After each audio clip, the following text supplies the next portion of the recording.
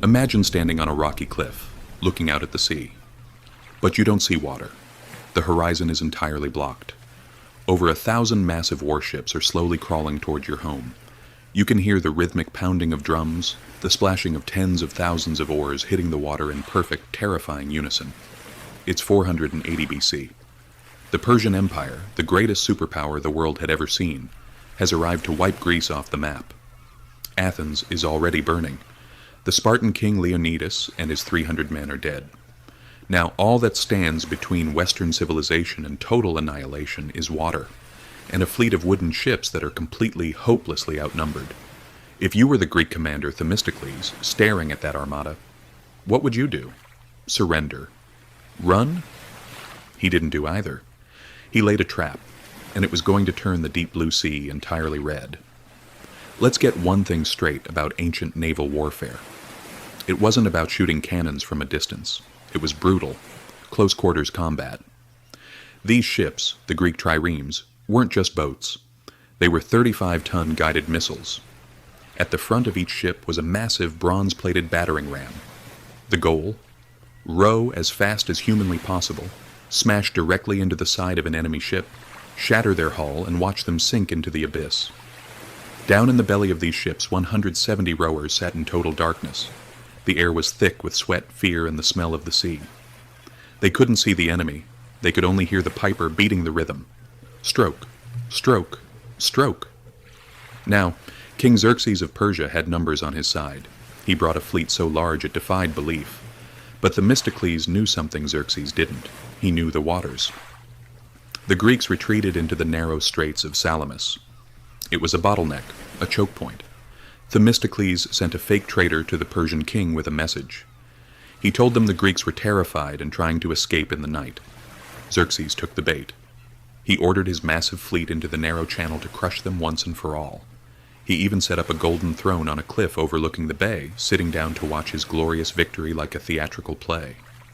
But as the sun rose, the Persians realized the Greeks weren't running. They were waiting. The trap was sprung. The heavy, bulky Persian ships squeezed into the narrow strait, and suddenly their overwhelming numbers weren't an advantage anymore. It was a death sentence. They couldn't maneuver. They couldn't turn around. They were packed in so tight that they started breaking each other's oars. Then, the Greek triremes struck. Imagine the sound. Hundreds of bronze rams smashing into oak hulls at full speed. Wood splintering like matchsticks. The agonizing screams of men trapped below deck as the cold, dark water rushed in. It was pure, unadulterated chaos. Heavily armored Persian soldiers fell into the water. And remember, a man in 40 pounds of armor doesn't swim. He sinks like a stone. The sea became a graveyard of broken wood and drowning empires. Xerxes watched from his golden throne in absolute horror. His magnificent fleet, the pride of Asia, was destroying itself in a panicked traffic jam, while the Greeks systematically picked them apart. There is a famous story about Queen Artemisia, one of Xerxes' naval commanders. Seeing she was trapped by a Greek ship, she did the unthinkable. She ordered her crew to ram one of her own Persian ships. The Greeks thought she was on their side and let her go. Xerxes, watching from afar, thought she had sunk a Greek vessel and praised her. It was a brilliant, ruthless move in a sea of madness. By nightfall, the Bay of Salamis was unrecognizable. The Greek playwright Aeschylus, who actually fought in the battle, later wrote that the sea could no longer be seen, completely covered by shipwrecks and the bodies of men. Xerxes panicked. Fearing the Greeks would destroy the bridges back to Asia and trap him in Europe, he took the majority of his army and fled. The Battle of Salamis wasn't just a military victory, it was the survival of an idea. If the Greeks had lost that day, there would be no golden age of Athens, no democracy, no Aristotle, Plato, or Socrates. The entire course of human history hinged on those few hours of blood and splintered wood in a narrow strait. The Greeks didn't win because they had better weapons or more men. They won because they understood the environment.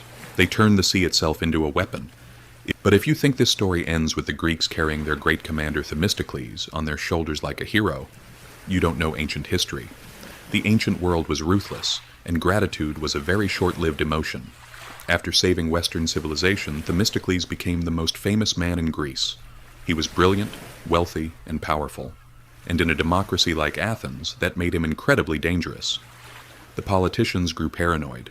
They whispered in the dark corners of the city, claiming he had too much influence, that he might try to make himself a king. So, the very people he saved from slavery turned their backs on him.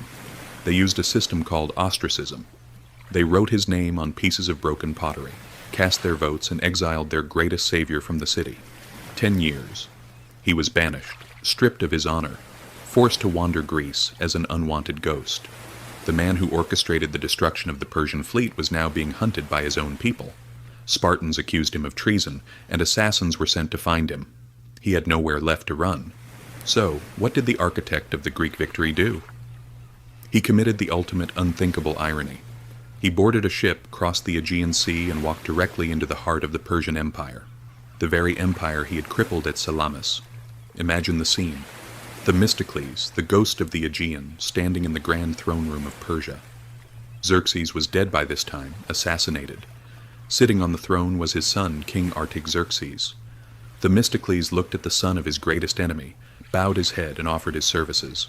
He spent the rest of his life not as a Greek hero, but as a Persian governor. He learned their language, wore their clothes, and managed their lands. He died far from home, a servant to the crown he once swore to destroy. It is a haunting reminder that in the brutal game of history, the line between a hero and a traitor is sometimes just a shift in the political wind. But back on the shores of Salamis, long after the commanders and kings had played their political games, the real nightmare belonged to the nameless men, the rowers. Imagine what it was like for those 170 men in the belly of the triremes after the battle ended. The adrenaline faded, the drums stopped beating. They had to row back to shore in complete silence, their hands blistered to the bone, their lungs burning. When they finally stepped onto the deck, they were greeted by the horrifying reality of what they had just done. The water wasn't just red, it was thick. They had to pull the splintered wood and the bodies of their enemies out of their oars just to reach the beach. For the rest of their lives, every time they looked at the sea, they wouldn't see the beautiful, sparkling Aegean. They would hear the agonizing screams in the dark. They would smell the burning wood and the copper scent of blood. They carried the ghost of Salamis until the day they died. We read about these battles in books and call them glorious. We build statues of the men who gave the orders. But the true price of history is always paid by the men who pull the oars in the dark. If you were given the choice to sit on a golden throne and watch, or row in the dark belly of a trireme to defend your home, which would you choose? Let me know in the comments. Honor the past. Subscribe to BesHistory and join the Legion. Until next time.